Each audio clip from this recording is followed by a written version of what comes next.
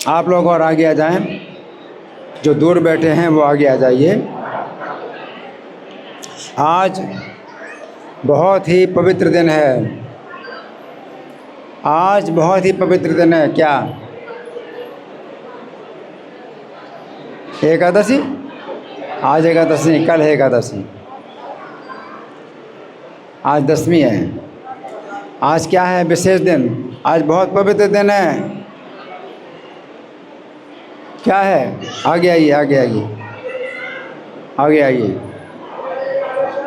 आज बहुत पवित्र दिन है। क्या है? श्रीवास पंडित का आविर्भाव।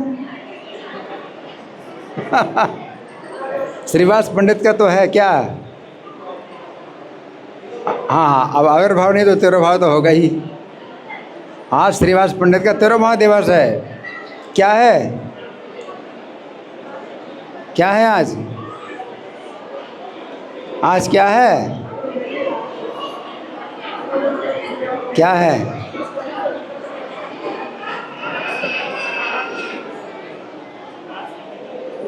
श्रीवास पंडित का क्या है? क्या है? श्रीवास पंडित का क्या है? श्रीवास पंडित का क्या है आज? मैं तो बताऊंगा ही, मुझे तो पूरा क्लास बताना है। थोड़ा तो बताओ क्या है आज श्रीवास पंडित का? क्या है? क्या है? तिरुभाव है। क्या है? तिरुभाव, तिरुभाव। आज श्रीवास पंडित का तिरुभाव है। मतलब तिरुभाव का मतलब क्या है? डिसअपियरेंस। अंग्रेजी में बोलते डिसअपियरेंस। डिसअपियरेंस, डिसअपियरेंस क्या मतलब?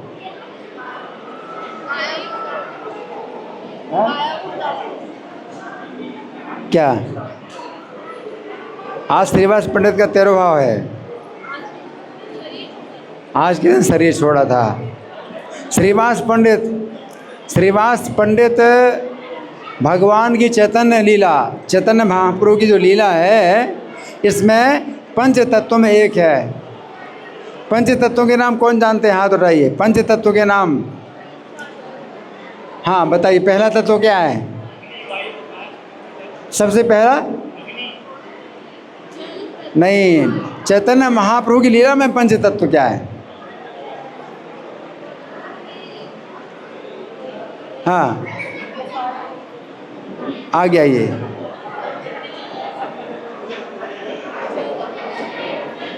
चैतन्य महाप्रभु की लीला में पंच तत्व नहीं, ये तो पंच महाभूत हैं। पंच तत्व चैतन्य महाप्रभु लीला में यही यहाँ ऊपर हैं, इधर मेरे सिर के ऊपर हैं। सबसे पहले हैं चैतन्य महाप्रभु। चैतन्य महाप्रभु हैं पीत वस्त्र धारण किए,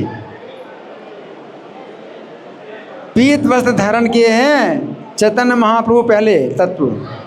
दूसरे तत्व है नित्यानंद प्रभु, नीला वस्त्र धारण किए। देख रहे हो? नित्यानंद प्रभु नीला वस्त्र धारण किए हैं। तीसरे अद्वैत आचार्य, सफ़ेद दाढ़ी है। तीसरे हैं अद्वैत आचार्य, सफ़ेद दाढ़ी दिखाई दे रहे, अद्वैत आचार्य हैं। और चौथे गदाधर, जो लाल वस्त्र धारण किए, गदाधर देख रहे हैं। और पांचवें श्रीवास, जो कि मृदंग बजा रहे हैं। पांचवें श्रीवास हैं। तो पंच तत्व में पांचवें तत्व श्रीवास हैं। ये विशेष चैतन्य महाप्रभु लीला के विशेष पात्र हैं।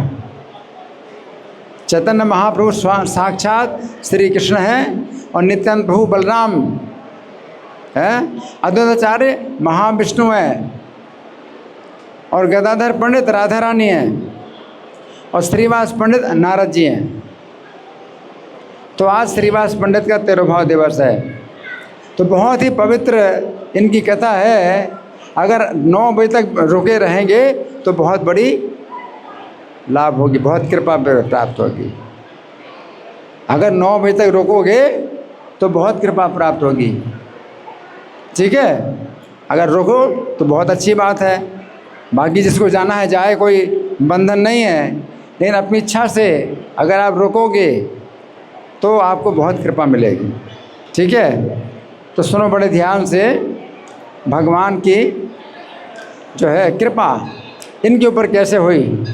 चैतन्य महाप्रभु एक बार ईश्वर भाव में आ गए। चैतन्य महाप्रभु ईश्वर भाव में आ गए। हमेशा तो भक्त के भाव में रहते हैं और कीर्तन करते हैं, लेकिन जब ईश्वर भाव में आ जाते हैं, स्वयं ईश्वर के भाव में आते हैं, तो फिर विष्णु के सिंहासन पर बैठ गए और एक एक भक्त को बुलाते हैं और बताते हैं कि तुम्हारे ऊपर मैंने कैसे कृपा की थी। तो श्रीवास को बुलाया और भक्तों को बुलाया। मैं तो श्रीवास की कथा सुना रहा हूँ ना।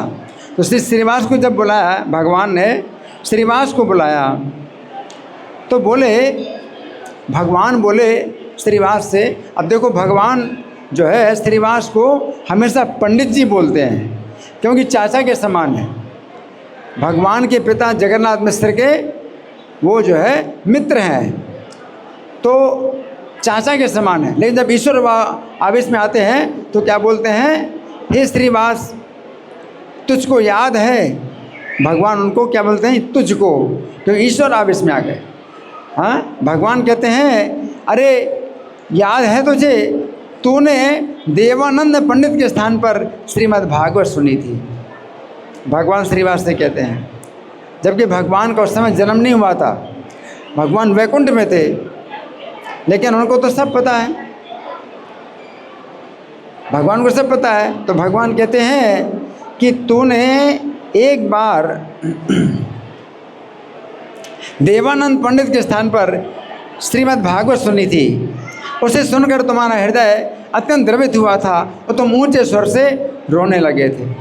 भागवत सुना, बहुत बड़े भक्त हैं तो रोने लगे, क्योंकि उसमें भगवान का प्रेम का जो है भाव था। तो भागवत सुना तो रोने लगे। तो भगवान कहते तुम तो रोने लगे श्रीमद् भागवत सुन करके, और बेहवल होकर भूमि पर गिर पड़े। भगवान ने श्रीवास से कहा तुम सुन करके, भागवत सुन करके बेहवल होकर के भूमि पर गिर पड़े। और जो विद्यार्थी लोग थे वो बिल्कुल जीरो थे, भक्ति में बिल्कुल जीरो, वो समझे नहीं। अध्ययन कर रहे हैं भागवत का, लेकिन भक्ति का कुछ भी उनको, हाँ, भक्ति का कुछ भी रस नहीं मिल रहा उनको। तो वो अबोध विद्यार्थी हैं, वे कहने लगे इतना क्यों रोता पीटता है। वो समझे नहीं तुम्हारी भावना को और आदर नहीं किया तुम्हारी भावना का, और क्या बोले ये क्यों इतना रोता है। तुम तो प्रेम में बेसुध थे और विद्यार्थियों ने तुम्हें घसीटते हुए बाहर द्वार पर कर दिया। विद्यार्थियों ने क्या किया, घसीट करके तुमको बाहर द्वार पर कर दिया। कितना अपमान हुआ है ना। और देवानंद ने उनको मना नहीं किया। जो गुरु था, भागवत सुना रहा था, उसने मना नहीं किया, तो देवानंद का बड़ा अपराध हो गया। तो भगवान कहते हैं देवानंद का बहुत बड़ा अपराध था, क्योंकि उसके विद्यार्थियों ने तुमको घसीट करके बाहर कर दिया और देवानंद ने उनको मना नहीं किया। जैसे गुरु अज्ञानी था वैसे शिष्य भी अज्ञानी थे। उन्होंने तुमको घसीट कर बाहर द्वार पर छोड़ दिया, तब तुम वहाँ से बड़ी दुखी होकर घर लौट आए थे। अब देखो श्रीवास ने ये घटना किसी को नहीं बताई, लेकिन भगवान को पता है। और भगवान कहते हैं तुम याद करो, ऐसा हुआ था तुम्हारे साथ। मन में दुख पाकर तुम एकांत में बैठे और श्रीमद् भागवत को उठाकर देखने लगे। अपने घर में तुमने भागवत उठाई और भागवत देखने लगे। बड़े दुखी होकर के अपने घर में आ गए, किसी को नहीं बताया, और भागवत देखने लगे। तब मैं तुम्हारा दुख देखकर वैकुंठ से आकर तुम्हारी देह में प्रकट हुआ। भगवान कहते मैं वैकुंठ से देख रहा था तुमको, और जब तुमने भागवत खोली ऐसे तो मैं तुम्हारी देह में आ गया। वैकुंठ से आकर के तुम्हारी देह में प्रकट हो गया। तब मैंने तुम्हारे हृदय में बैठकर अपना प्रेम दिया और तुमको खूब रुलाया था, प्रेम में रुलाया मैं। तो प्रेम से रोने में भी बहुत आनंद है। भगवान के प्रेम में रोना ये भी बहुत बड़ा आनंद है। तो भगवान ने कहा कि मैंने तुमको बहुत आनंद दिया, तुमको प्रेम से रुलाया, है ना। तब तुमको भागवत से बड़ा आनंद हुआ और तुम्हारे नेत्रों के जल से पूरा स्थान, तुम्हारा घर भीग गया। इस अनुभव को प्राप्त करके श्रीवास आनंद में बेहवल होकर भूमि पर लोटपोट हो गए और लंबी लंबी सांसें लेने लगे। भगवान की इतनी कृपा हुई, श्रीवास को याद आया। जब भगवान ने याद दिलाया श्रीवास को, तो श्रीवास भूमि पर लोटपोट हो गए और लंबी लंबी सांसें ले करके रोने लगे, प्रेम में रोने लगे। तो श्रीवास जो है, श्रीवास को याद दिलाया भगवान ने कि मैं ही तुम्हारे दुख को जानता था और कोई नहीं जानता। ये जो घटना हुई इसको जो है किसी ने किसी को नहीं बताया। देवानंद पंडित ने किसी को नहीं बताया, विद्यार्थियों ने किसी को नहीं बताया, श्रीवास ने किसी को नहीं बताया। ये भगवान कहते हैं ये मैं जानता हूँ और मैं वैकुंठ से देख रहा था तुम, और वैकुंठ से उतर करके तुम्हारे शरीर में आ गया। तो श्रीवास को जो है मतलब महसूस हुआ कि भगवान मेरे दुख को जानते हैं और मेरा दुख दूर करना भी जानते हैं। उन्होंने मेरा दुख जान करके मेरा दुख दूर किया। कैसे? प्रेम में खूब उन्होंने मुझे रुलाया, है ना। तो श्रीवास के ऊपर ये कृपा। अब दूसरी घटना सुनिए। दूसरी घटना क्या है कि भगवान चैतन्य अब संन्यास ले चुके हैं।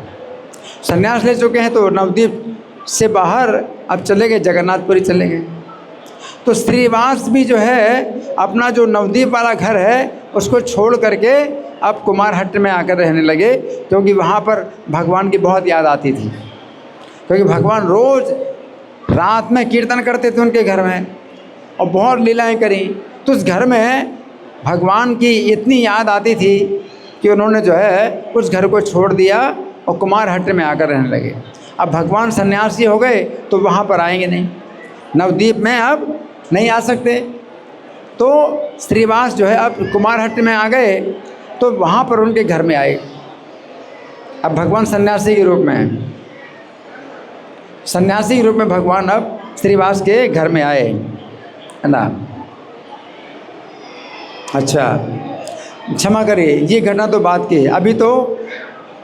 अभी सन्यास नहीं लिया, अभी भगवान चैतन्य उनके घर में नृत्य कर रहे हैं, श्रीवास के घर में नृत्य कर रहे हैं और श्रीवास आदि भक्तजन सुख से संकीर्तन कर रहे हैं। भगवान नृत्य कर रहे हैं उनके घर में और सब भक्त लोग जो है संकीर्तन कर रहे हैं। और उसी समय श्रीवास के पुत्र का परलोकवास हो गया। देखो, श्रीवास के घर में भगवान नृत्य कर रहे हैं और सब भक्त लोग कीर्तन कर रहे हैं। उसी समय श्रीवास के घर में क्या हो गया? पुत्र का परलोकवास हो गया। परलोकवास हो गया और घर की स्त्रियों ने देखा तो रोने लगी। घर की स्त्रियों ने देखा तो रोने लगी। वो तो रोएंगी, श्रीवास के पुत्र का मरण हो गया तो घर की स्त्रियाँ रो रहे हैं। हाँ, उस समय भगवान चैतन्य आनंद में नृत्य कर रहे हैं। भगवान आनंद में नृत्य कर रहे हैं और श्रीवास के घर में महाक्रंदन होने लगा। रोना धोना शुरू हो गया। श्रीवास पंडित जल्दी से घर में आए और देखा कि पुत्र की मृत्यु हो गई है। तो बड़े गंभीर भक्त थे, स्त्रियों को प्रबोध देने लगे। बोले, तुम लोग तो सब श्री कृष्ण की महिमा को जानती हो। श्रीवास बोले सब स्त्रियों को, तुम लोग तो श्री कृष्ण की महिमा को जानती हो, अतः रोना बंद करके चित्त को स्थिर करो। देखो, अंत समय में एक बार भी जिनका नाम सुन करके अत्यंत महापापी भी कृष्ण के धाम को चला जाता है, ऐसे प्रभु आज स्वयं यहाँ पर नृत्य कर रहे हैं। जिनका अंतिम समय में नाम लेकर के बड़ा पापी भी वैकुंठ चला जाए, वे साक्षात भगवान हमारे घर में नृत्य कर रहे हैं। ऐसे समय में जिसकी मृत्यु हुई है उसके लिए शोक करने की जरूरत नहीं है। भगवान नित्य कर रहे हैं, तो ऐसे समय में जिसकी मृत्यु हुई है उसके लिए शोक करने की जरूरत नहीं है। यदि किसी समय इस बालक जैसा भाग्य मुझे प्राप्त होए तो मैं कृतार्थ हो जाता।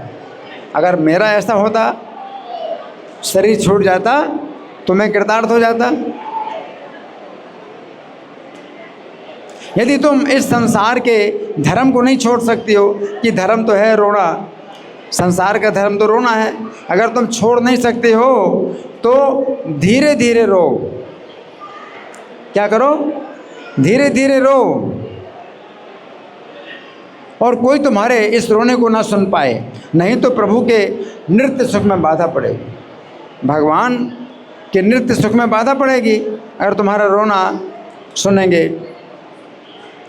तुम्हारे क्रंदन को सुनकर यदि प्रभु को बाहरी ज्ञान हो आया तो मैं अवश्य गंगा में प्रवेश कर जाऊंगा। अगर भगवान के नृत्य सुख में बाधा पड़ेगी तुम्हारे रोने से, तो मैं क्या करूंगा? क्या करूंगा? सुन रहे कि नहीं सुन रहे? कोई नहीं सुन रहे क्या? किसने कहा? कौन कह रहे हैं? श्रीवास पंडित किससे कह रहे हैं? स्त्रियों को बोल रहे हैं। अगर तुम्हारे रोने को सुनकर महाप्रभु के नृत्य में बाधा पड़ेगी तो मैं क्या करूंगा? क्या करूंगा? गंगा में प्रवेश कर जाऊंगा। नहीं सुना क्या? है? गंगा में प्रवेश कर जाऊंगा। अगर तुम्हारे रोने से भगवान के नृत्य में बाधा पड़ेगी तो मैं गंगा में प्रवेश कर जाऊंगा। श्रीवास के इन वचनों से सब स्त्रियां शांत हो गईं। अब तो और डर गईं, तो रोना बंद कर दिया, स्त्रियां शांत हो गई। और श्रीवास जो है संकीर्तन में चले गए। संकीर्तन में चले गए श्रीवास हैं, और श्रीवास परम आनंद में संकीर्तन कर रहे हैं, परम आनंद में। देखो, पुत्र का मरण हो गया लेकिन कोई दुख नहीं, परम आनंद में संकीर्तन कर रहे हैं, और हृदय का उल्लास अधिक से अधिक होता जा रहा है। श्रीवास पंडित की ऐसी महिमा, उनकी ऐसी महिमा है। पर आनंद संकीर्तन करे श्रीवास, पुनः पुनः बढ़े आसे विशेष उल्लास। श्रीनिवास पंडित ए मन महिमा, चैतन्य रे पार्षदे रे गुण सीमा। तो भगवान चैतन्य के पार्षद के गुणों की यही सीमा है, और भगवान आनंद में नृत्य कर रहे हैं। भक्तों के साथ कुछ समय इस प्रकार बीत गया। धीरे धीरे एक से दूसरे को खबर होते होते समस्त भक्तों ने सुन लिया कि श्रीवास पंडित के पुत्र का स्वर्गवास हो गया है। सभी भक्तों के हृदय में बड़ा भारी दुख हुआ, फिर भी कुछ बाहर प्रकट नहीं किया। सबको कानों कानों पता चल गया, सब भक्तों को क्या पता चल गया? कि श्रीवास के पुत्र का परलोकवास हो गया है, लेकिन जो है बाहर प्रकट नहीं कर रहे हैं। परंपरा सुने लेन सर्व भक्त गण, पंडिते रे पुत्र है लावे कुंठ गमन। तथापि यहाँ के हो कि छो व्यक्त नहीं करे, दुख बढ़ पाए लेन सभी अंतरे। अब श्री गौर सुंदर प्रभु तो सर्वज्ञों के चूड़ामणि हैं, भगवान तो सर्वज्ञों के भी चूड़ामणि हैं, है ना। वे प्रभु स्वयं ही सबसे पूछने लगे। प्रभु बोले, आज मेरा चित्तन ना जाने कैसा हो रहा है। भगवान जानते हैं सब कुछ, लेकिन पूछ रहे हैं सबसे, लीला कर रहे हैं। भगवान पूछ रहे हैं, आज मेरा चित्त ना जाने कैसा हो रहा है। क्या श्रीवास के घर में कोई दुख तो नहीं आ पड़ा? भगवान पूछ रहे हैं, क्या श्रीवास के घर में कोई दुख तो नहीं आ गया? श्रीवास पंडित बोले, प्रभु मेरा कौन सा दुख? श्रीवास क्या बोले? प्रभु मेरा कौन सा दुख? मेरा कौन सा दुख? जिसके घर में आपका प्रसन्न मुख है, अगर आप प्रसन्न हैं मेरे घर में, तो मेरे दुख में, मेरे घर में दुख की क्या बात है? परंतु अन्य जो महापुरुष थे उन्होंने पंडित के पुत्र का जो है वैकुंठ वास होने का वृत्तांत कह सुनाया, और प्रभु ने संभ्रम सहित पूछा, कितनी देर हुई? भगवान क्या बोले? कितनी देर हुई? कितनी देर हुई? पंडित बोले प्रभु मोर कौन दुख, जार घर सुप्रसन्न तो मारे श्रीमुख, शेषे आछि लेन जत सकल महंत, कही लेन पंडित रे पुत्र रे वृतांत। तो भगवान ने पूछा कितनी देर हुई, तो भक्तों ने सुनाया कि चार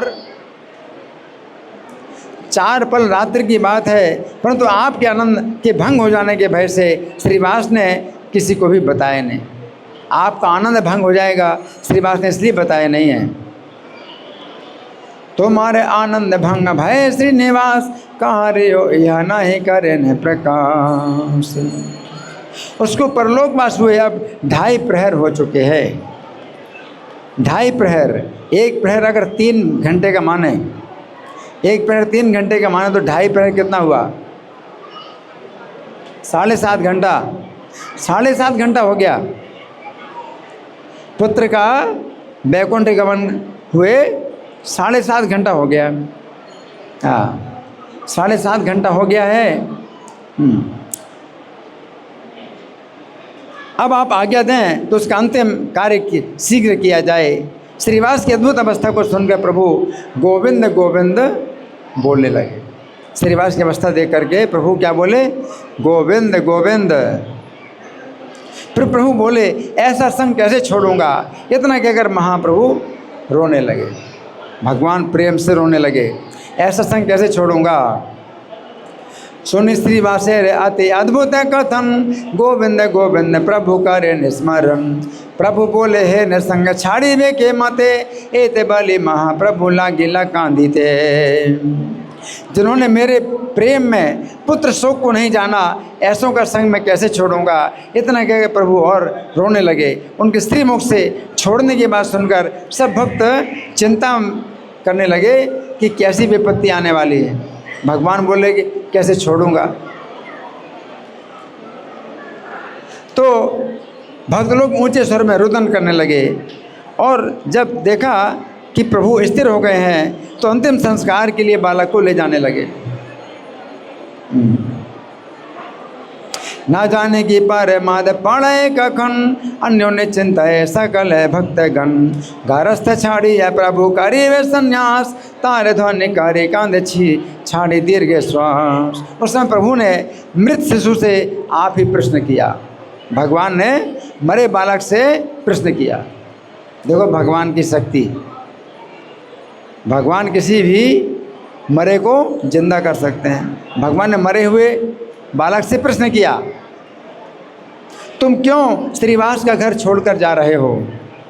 उस बालक से प्रश्न किया भगवान ने। क्या प्रश्न किया? तुम क्यों श्रीवास का घर छोड़ करके जा रहे हो। वो मृत बालक चेतन होकर बोल उठा। मृत बालक चेतन होकर के बोल उठा, प्रभु आपके विधि विधान को उलटने की शक्ति किसमें है। आपका विधि विधान के अनुसार मैं जा रहा हूँ, कौन उलट सकता, आपका विधि विधान कौन उलट सकता है। उस बालक ने उत्तर दिया। इस प्रकार मृत पुत्र प्रभु को उत्तर देने लगा। परम अद्भुत वार्ता सब भक्त लोग सुनने लगे। अब सब भक्त लोग सुनने लगे। वो बच्चा जो है बोल रहा है, सब लोग सुन रहे हैं। बालक फिर से कहने लगा, इस देह से जितने दिन का संयोग था उसका सुख भोग लिया, अब संयोग पूरा हो गया है, अब और टिक नहीं सकता हूँ। अब मैं कर्म बंधन से शून्य अन्य लोक के लिए जा रहा हूँ। जहाँ कर्म बंधन नहीं है वहाँ मैं जा रहा हूँ, मतलब वैकुंठ। उस बालक ने कहा।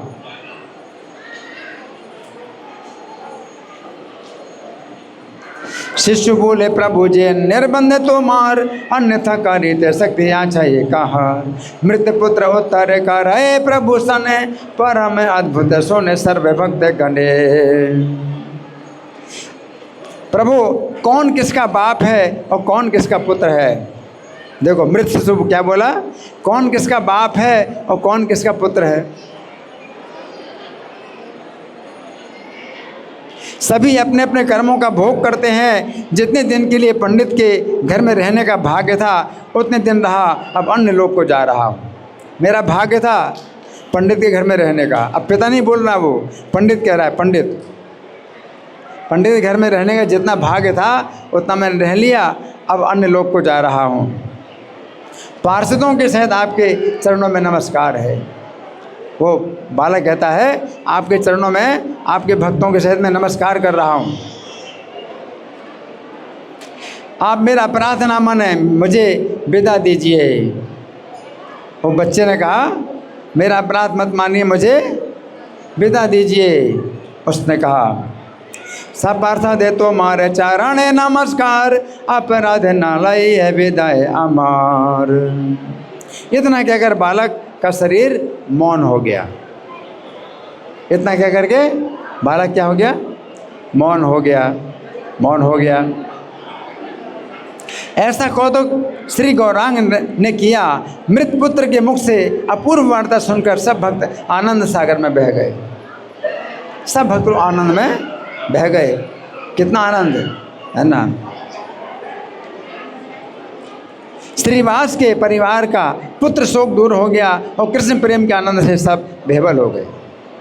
उनके परिवार में सबका पुत्र शोक दूर हो गया और कृष्ण के प्रेम के आनंद में बेहबल हो गए सभी लोग, है ना। मृत पुत्र मुख्य सुनी अपूर्व कथन, आनंद सागर भाष सर्व भक्तगण। पुत्र शोक दूर गेल श्रीवास गोष्ठी रे, कृष्ण प्रेम आनंद सब हिला अस्थिर।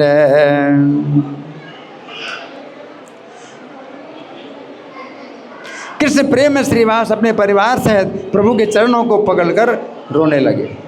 पूरा परिवार भगवान के चरणों को पकड़ करके रो रहे हैं और क्या बोले?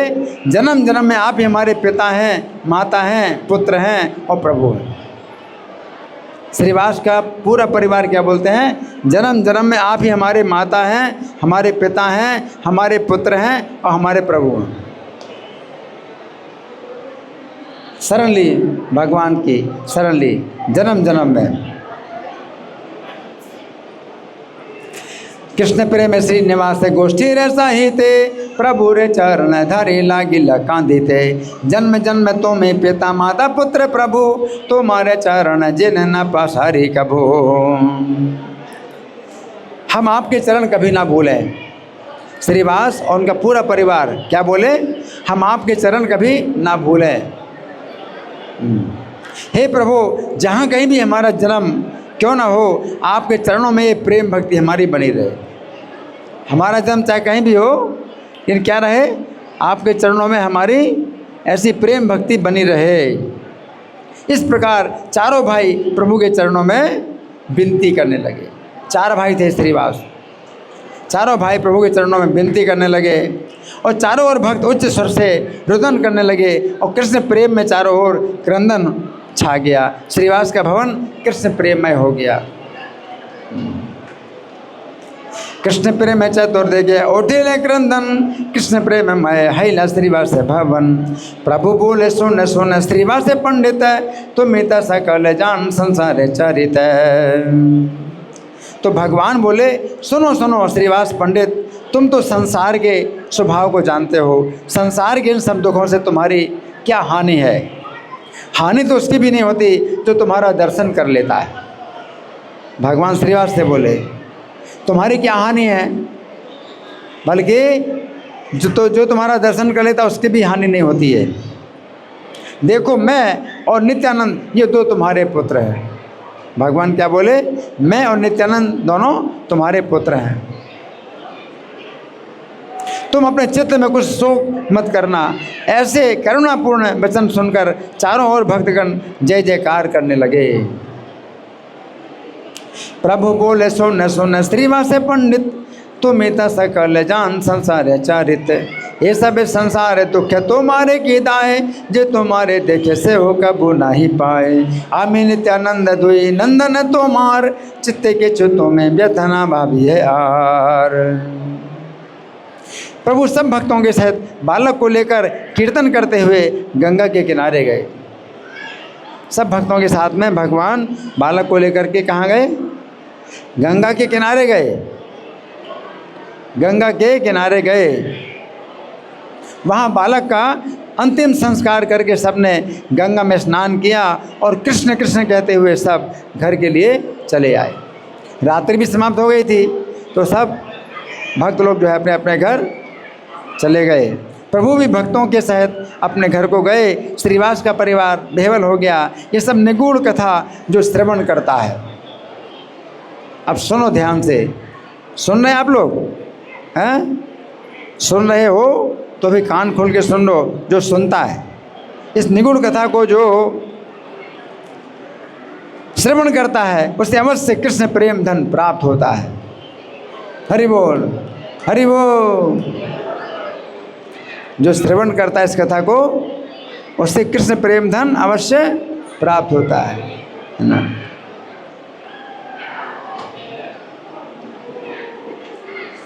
ये सब निगूढ़ कथा जे करे श्रवण, अवश्य में लय तारे कृष्ण प्रेम धन। श्रीवास के चरणों में मेरा कोटि कोटि नमस्कार है। देखो ग्रंथकार कह रहे हैं कि श्रीवास के चरणों में मेरा कोटि कोटि नमस्कार है, जिनके गौरचंद्र और नित्यानंद जैसे पुत्र है। ये सब अद्भुत चरित्र नवद्वीप में हो रहे थे, तथापि भक्त बिना कोई नहीं जानता। तो मध्यखंड की सब कथाएं बड़ी अद्भुत हैं। ये मध्यखंड की कथा है, चैतन्य भागवत का मध्यखंड है, और मध्यखंड की कथाएं सब बड़ी अद्भुत हैं। जैसे ये कथा जिसमें मरे बच्चे के मुख से तत्व ज्ञान कहलाया गया।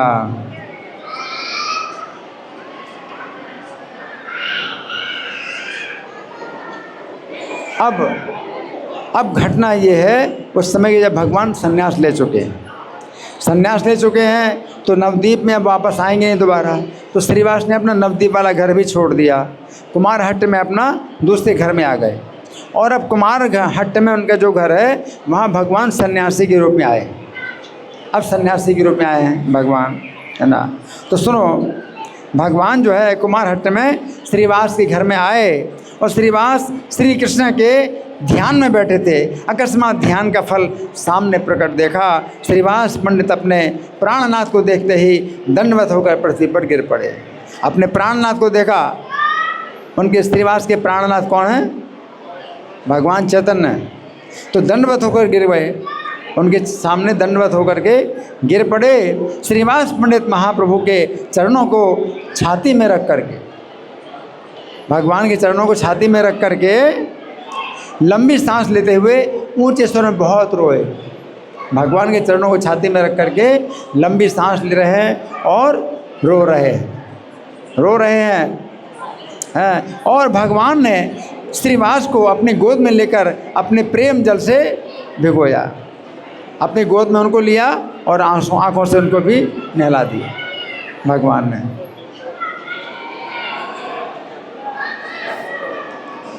निज प्राणनाथ देखि श्रीवास पंडित, दंडवत हैया पड़िल पृथ्वीत। श्री चरण वक्षकारी पंडित ठाकुर, उच्च स्वर दीर्घ श्वास कांधे ने प्रचुर।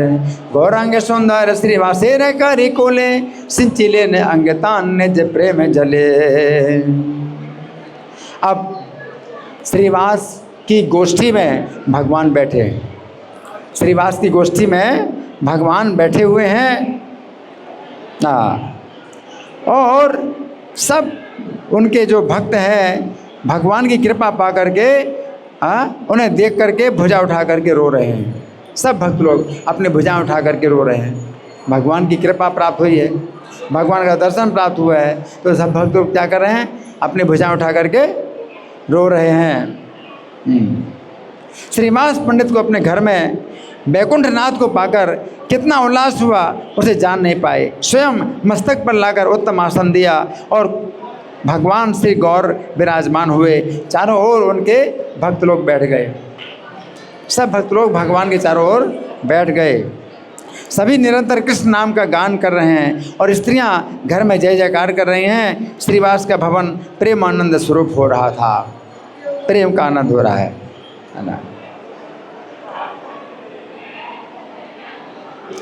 चतुर्दिगे वसीले न पारिषद गण, सब गायन कृष्ण नाम अनुच्छन। गृह जय कार्य करे पतिव्रता गण, आनंद स्वरूप है श्रीवास भवन। इस प्रकार भगवान गौर सुंदर ने कुछ दिन तक श्रीवास के घर में आनंद से निवास किया। कुछ दिनों तक भगवान श्रीवास के घर में आनंद पूर्वक रहे और श्रीवास और रामाई दोनों ही भाई गुणगान करते थे। रामाई उनके छोटे भाई, श्रीवास के छोटे भाई श्री राम पंडित, उनको रामाई बोलते हैं। दोनों भाई गुणगान करते थे और भगवान जो है बेहबल होकर के नृत्य करते हैं। श्रीवास पंडित और रामाई पंडित कीर्तन करते हैं और भगवान चैतन्य नृत्य करते हैं। श्रीवास और रामाई चैतन्य देव को बहुत प्रिय थे दोनों, इसमें संदेह नहीं है। संकीर्तन और भागवत पाठ अनेक प्रकार से भगवान को संतुष्ट करते थे। संकीर्तन करते थे, भागवत सुनाते थे, भगवान बड़े प्रसन्न होते थे ना। उन्हीं के घर में तो प्रभु का सबसे पहले प्रकाश हुआ था। सबसे पहले अपना ईश्वर आवेश जो है भगवान ने श्रीवास के घर में ही प्रकट किया था ना। अब एक दिन प्रभु ने एकांत में बैठकर श्रीवास जी से कुछ व्यवहारिक बात कही। क्या व्यवहारिक बात कही? हमेशा श्रीवास के घर में भगवान कीर्तन के आनंद में रहते थे हमेशा, और व्यवहारिक बात नहीं करते थे। घर की परिवार की कोई बात नहीं करते थे, केवल कृष्ण कथा, श्रीमद् भागवत और कीर्तन इसमें रहते थे। एक दिन भगवान श्रीवास से बोले, व्यवहारिक बात बोले।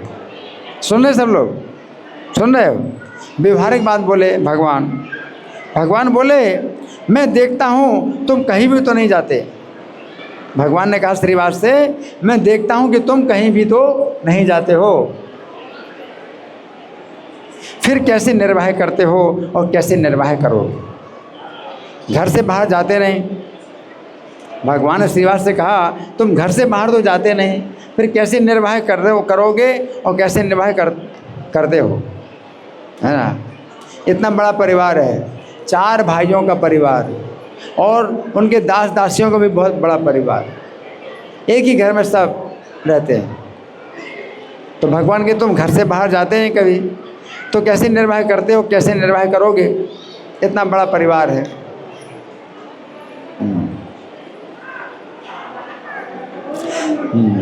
एक ही दिन प्रभु श्री निवासे न सहिते, व्यवहार कथा के चुकाए न निभृते। प्रभु बोले तो मैं देखे को था वो ना जाओ, के मते बकुलाई बके मते कुलाओ। अब श्रीवास बोले प्रभु आपसे सत्य कहता हूँ, मेरा चित्त कहीं जाने को नहीं करता। श्रीवास ने क्या कहा? आपसे सत्य कहता हूँ, मेरा चित्त कहीं जाने को नहीं करता। प्रभु ने कहा, तुम्हारा परिवार भी तो बहुत बड़ा है, सब निर्वाह कैसे होगा? तुम्हारी इच्छा नहीं होती घर से बाहर जाने की, और तुम्हारा परिवार तो बहुत बड़ा है, निर्वाह कैसे होगा? श्रीवास ने कहा, जिसके भाग में जो होगा वही होगा, और जिस किसी प्रकार से वो उसे अवश्य मिलेगा। श्रीवास ने क्या कहा? जिसके भाग में जो होगा सो मिलेगा, ऐसा कहा, है ना। श्रीवास से बोले, न प्रभु को था वो जाइते, नहीं लय मोर चित्त बलि लो तो माते। प्रभु बोले, परिवार आने के तो मार, निर्भय के मते तब है बेसभार। श्रीवास से बोले, न जार अदृष्ट जे थाके, से ही है वे के मूल्य वे के जेते पके। तब प्रभु बोले, ऐसा है तो तुम संन्यास ग्रहण कर लो।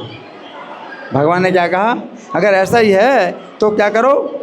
संन्यास ले लो। अभी तुम्हें परिवार की कोई चिंता नहीं है तो क्या करो?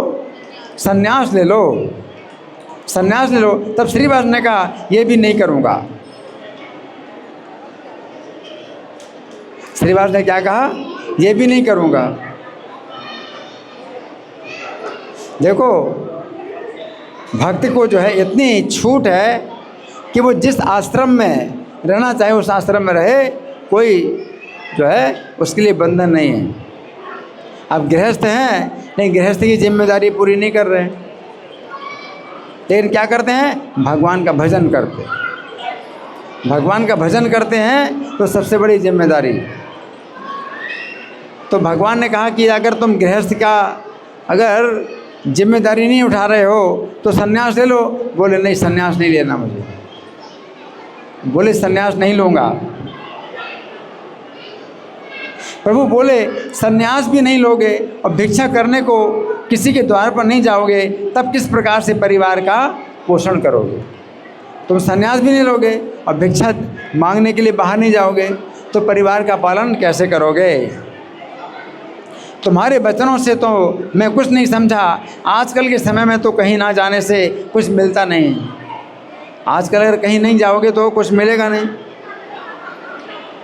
कहीं से आकर दरवाजे पर नहीं मिलता, यदि तुम्हारे द्वार पर आकर ना मिले तो बताओ तुम क्या करोगे?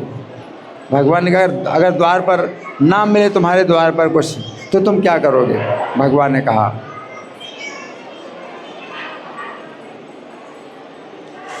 प्रभु बोले संन्यास ग्रहण न करीबा, भिक्षा करीते हो कार्य द्वारे न जाइबा, कीमत करीबा परिवार रे पोषण, कि छुई तन बुझ मोहि तुम्हारे बचन।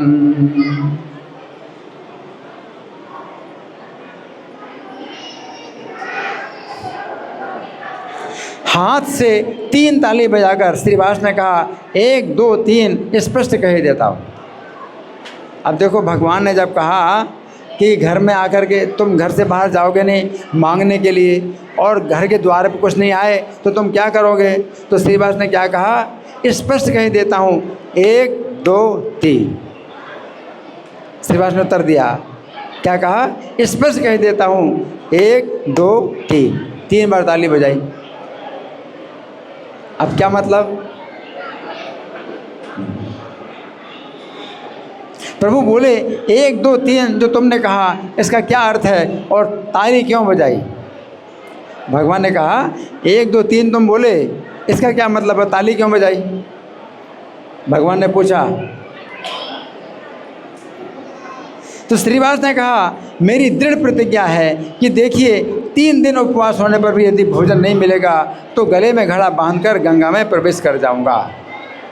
3 दिन तक अगर भोजन नहीं मिलेगा तो गले में घड़ा बांध करके क्या करूंगा?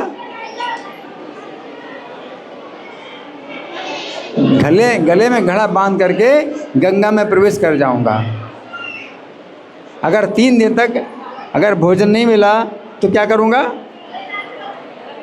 गले में घड़ा बांध करके गंगा में प्रवेश कर जाऊंगा। श्रीवास की इतनी बात सुनते ही भगवान हुंकार कर उठे। प्रभु बोले श्रीवास पंडित क्या कहा? तुम्हें अन्न के दुख से क्या उपवास होगा? भगवान क्या बोले? तुम क्या कह रहे हो? क्या अन्न के दुख से तुम्हारा उपवास होगा? हाँ? यदि लक्ष्मी भी भिक्षा करें तो तुम्हारे घर में दरिद्रता नहीं होगी।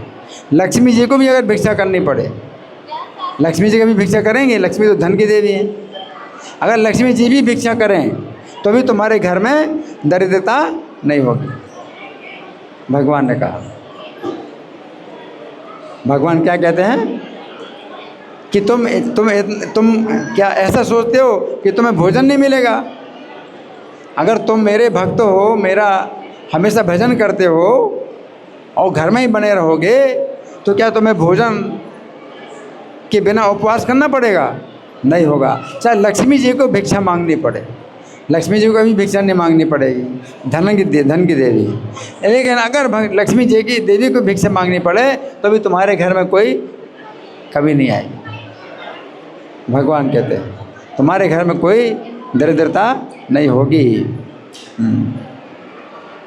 स्वयं मैंने गीता में जो कहा है उसे क्या तुम इस समय भूल गए हो?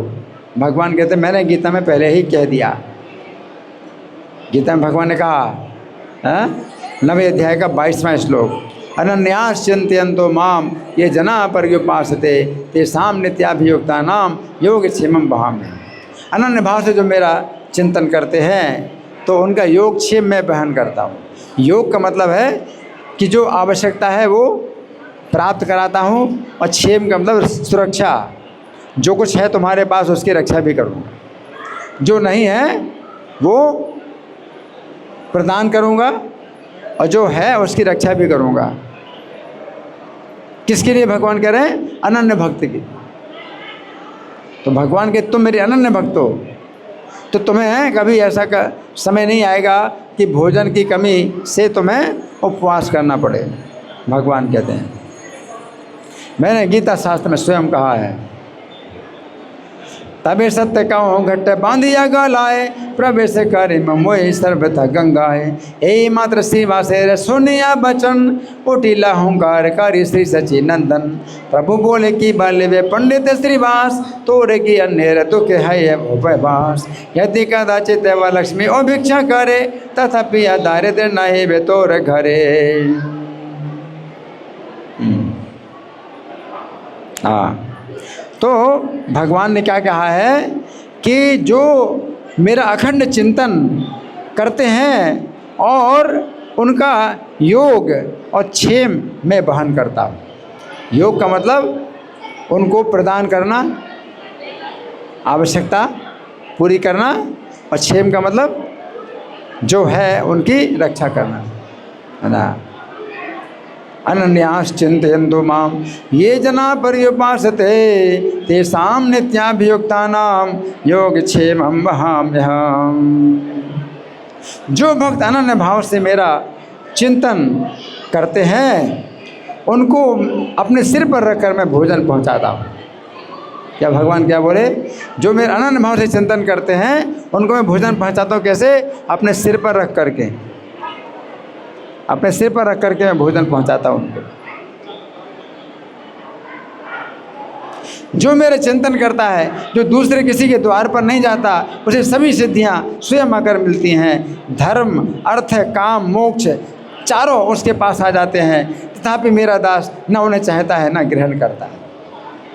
धर्म, अर्थ, काम, मोक्ष चारों पुरुषार्थ उसको मिलते हैं तो भी उनको नहीं चाहता, वो मुझे चाहता कि मेरा सुदर्शन चक्र उसकी रक्षा करता है। क्या क्या कहा भगवान ने?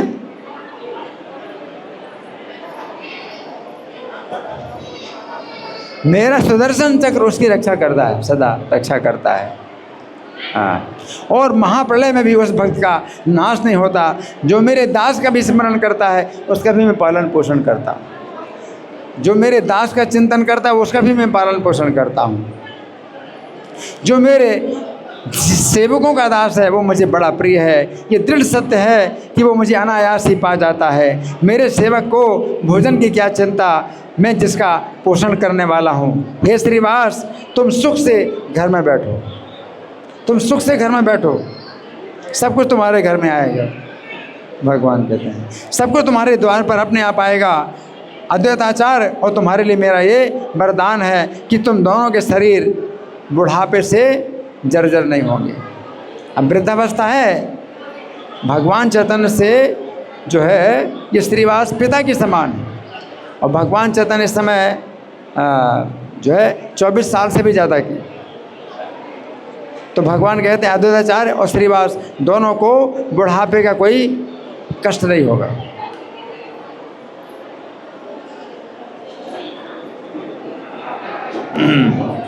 ये जाने चिंते मोरे अनन्य हाइया, तारे भक्त दे मोहि माथाए बहिया। जय मोरे चिंते नाही जाए कारो द्वारे, आपने आसिया सर्व सिद्धि मेले तारे। धर्म अर्थ काम मोक्ष आईने आपस में, तथापि न चाहे न लय मोरे दासे। भगवान ने श्री राम पंडित को बुलाकर कहा, श्री राम पंडित उनके छोटे भाई है, श्रीवास के छोटे भाई श्री राम पंडित को बुलाकर कहा, हे राम मेरी बात सुनो, तुम अपने बड़े भाई श्रीवास की सेवा मेरी आज्ञा से करते रहो हमेशा। छोटे भाई हैं तो तुम्हें भी कुछ करने की ज़रूरत नहीं है, अपने भाई की सेवा करो।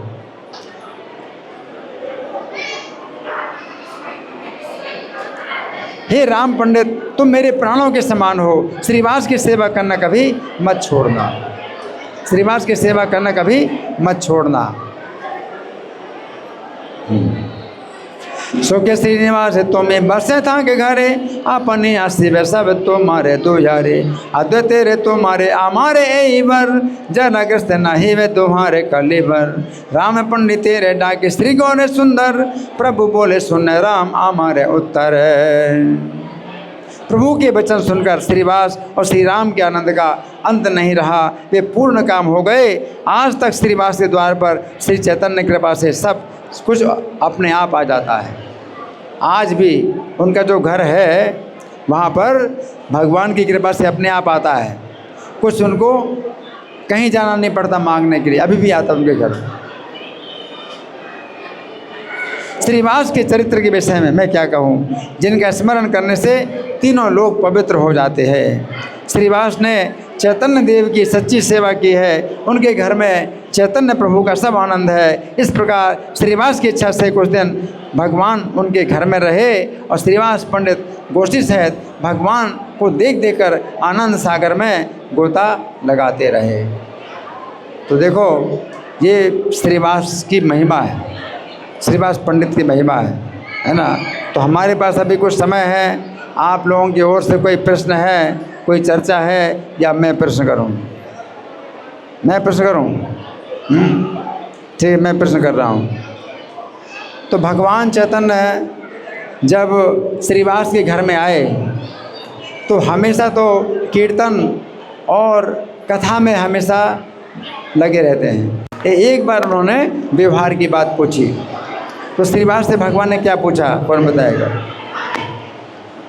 भगवान ने श्रीवास से क्या पूछा, कौन बताएगा?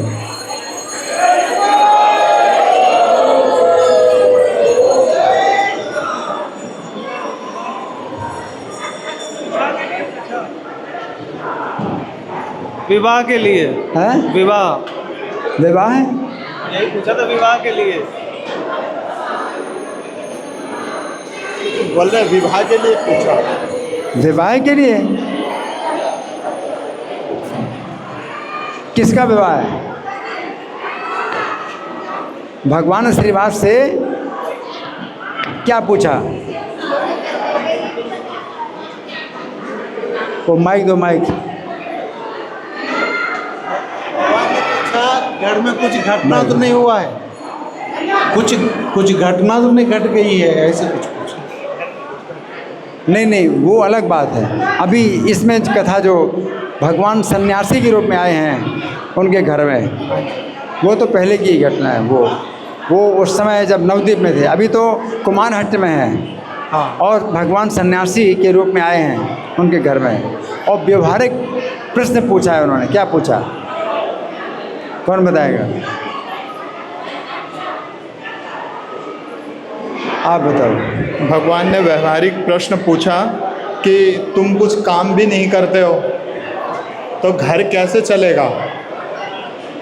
हाँ, तुम बाहर भी नहीं जाते तो, और परिवार बहुत बड़ा है, तो फिर परिवार का निर्वाह कैसे होगा? परिवार का निर्वाह कैसे करोगे?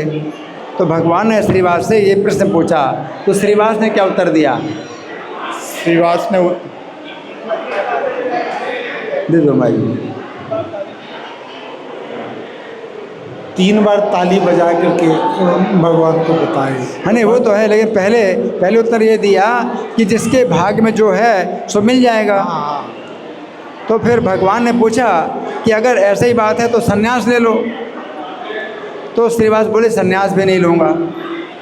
तो भगवान ने कहा, अगर घर में कुछ ना आए तो फिर तुम क्या करोगे? तब श्रीवास ने कहा, उन्होंने क्या कहा उस समय? श्रीवास ने क्या कहा? श्रीवास ने 3 बार ताली बजाए। 3 बार ताली बजाई और बोले, आपसे स्पष्ट कह देता हूँ, हाँ, 1 2 3, और 3 तालियां बजाई और कहा स्पष्ट कह देता हूँ। तो स्पष्ट तो कुछ नहीं हुआ। भगवान बोले, ये 1 2 3 जो तुमने कहा और 3 बार ताली बजाई, इसका क्या अर्थ है? तब उन्होंने बताया। क्या बताया? जो 3 दिन मैं यदि भूखा रह जाऊंगा तो उसके बाद में गले में घड़ा बांध के गंगा नदी में कूद जाऊंगा। हाँ, अगर 3 दिन तक अगर भोजन नहीं मिला तो गले में घड़ा बांध करके गंगा में प्रवेश कर जाओ। तब भगवान बोले, अरे श्रीवास, क्या कहा तुमने? हैं? तुमको क्या भोजन के बिना क्या उपवास करना पड़ेगा? भगवान कहते हैं, क्या तुमको भोजन के बिना उपवास करना पड़ेगा? फिर भगवान ने कहा, मैंने स्वयं गीता में कहा है। गीता में भगवान ने कहा है ना? क्या कहा है? अनन्य भाव से जो मेरा भजन करते हैं उनको जो आवश्यकता है वो प्रदान करता हूँ, और जो है उसके पास उसकी रक्षा करता हूँ। भगवान ने कहा मैंने, और तुम सुखपूर्वक अपने घर में रहो। भगवान ने क्या कहा? तुम सुखपूर्वक अपने घर में रहो, सब कुछ तुम्हारे घर में अपने आप आएगा। तो देखो भगवान जब कृपा करते हैं भक्ति ऊपर तो ऐसा धन नहीं देते हैं जैसे कि मतलब घर में धन भर जाए, ऐसा नहीं देते। उससे तो और चिंता बढ़ जाएगी। अगर पैसा आएगा तो चिंता, तो पैसा नहीं रहेगा, लेकिन जो आवश्यकता होगी वो पूरी होती रहेगी, वो सबसे बढ़िया है। पैसा ना रहे, पैसे की क्या ज़रूरत है? भगवान उनकी आवश्यकताएं पूरी करते हैं, जो आवश्यकता होगी वो मिलता रहेगा, तो पैसे की क्या ज़रूरत। तो भगवान जो है इस प्रकार से कहते हैं कोई ज़रूरत नहीं, कुछ करने की ज़रूरत नहीं है। और छोटे भाई श्री राम पंडित से क्या कहा भगवान ने? तो श्रीवास पंडित का आप सेवा करो, इनकी सेवा करो, इनकी सेवा करो, कुछ करने की ज़रूरत नहीं। जो मेरे सेवकों का भी सेवक होता है वो भी मुझे बहुत प्रिय है। भगवान के जो मेरे सेवक का भी चिंतन करता है तो वो भी मुझे बहुत प्रिय है, अनायास मुझे प्राप्त कर लेता है। तो भगवान ने श्रीवास पंडित को ऐसा वरदान दिया है ना। तो आज श्रीवास पंडित का तिरुभाव दिवस है, तो उनके ऊपर भगवान की ऐसी जैसी कृपा थी वैसी कृपा का एक बिंदु हमें प्राप्त हो जाए तो हमारा जीवन सफल हो जाए। श्री श्रीवास पंडित तिरुभाव तिथि महामहोत्सव की जय, श्रील प्रभुपाद की जय। हरे कृष्णा। श्री राम